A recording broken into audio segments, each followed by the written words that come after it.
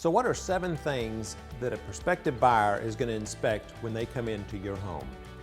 You know, if you think about it and we get these contingencies taken care of up front, it's going to save a lot of time in the long run.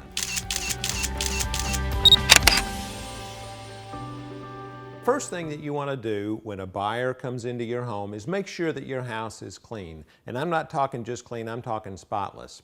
Have you ever thought about going to a hotel and then you checked into a room and it hadn't been cleaned from the person before? That's a big turnoff. So we want to make sure that your house is spotless.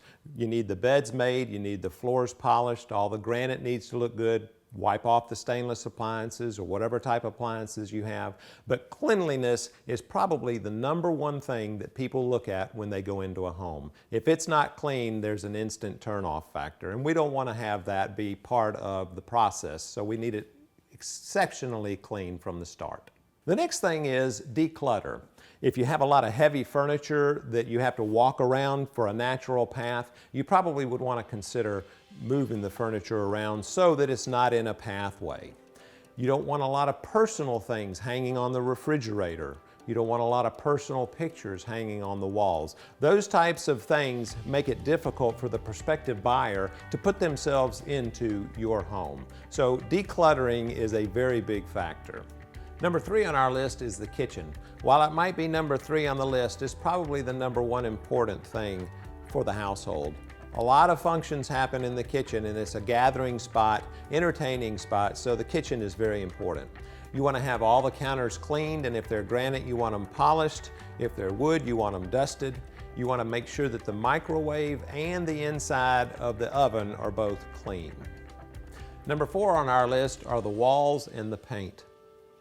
We want to make sure that when you do remove those family photographs that you're actually caulking up those holes so that we don't have a lot of big holes. And we also want the paint to be fresh. If you think about it, paint is probably one of the least expensive things you can do to make your house shine and be bright. And it also creates a clean smell inside the house. So if you have any bright walls, I would suggest you might want to neutralize those. So if you can paint and caulk any of the holes that are on the walls, it's going to make your house much more inviting. The next thing we're going to talk about is the vents on your air conditioner and in your bathrooms.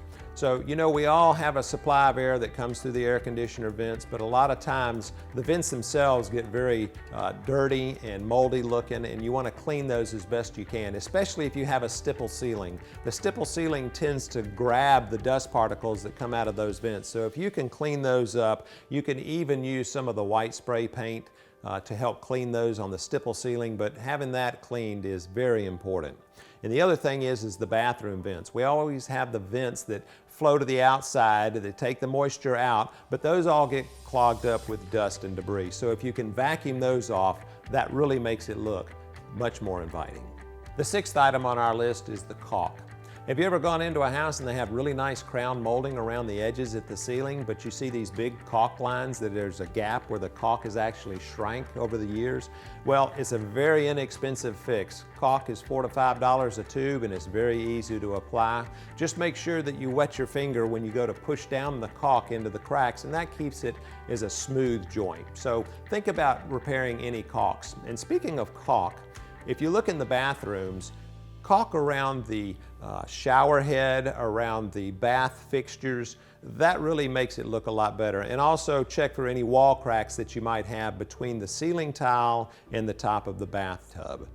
That's just going to come back to show up on an inspection, so you may as well go ahead and get it addressed up front.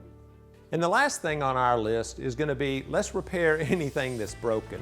Have you gone into a house and the toilet is running on, or something else needs to be in repair? Well, as a homeowner, we get used to those things and we kind of ignore them because we've learned to put up with it. But for the next person coming in, they're going to want those items addressed and taken care of. So you may as well do it now. Are all the light bulbs working? Are the closet doors on track? Do the ceiling fans operate properly? And speaking of ceiling fans, make sure you get up there and dust off the top of those blades.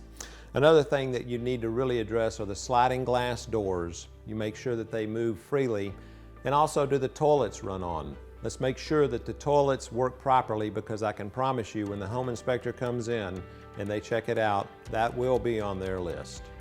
If you own a home in Manatee or Sarasota counties and you're planning on selling in the next 3 to 6 months, now is the time to start planning your sale.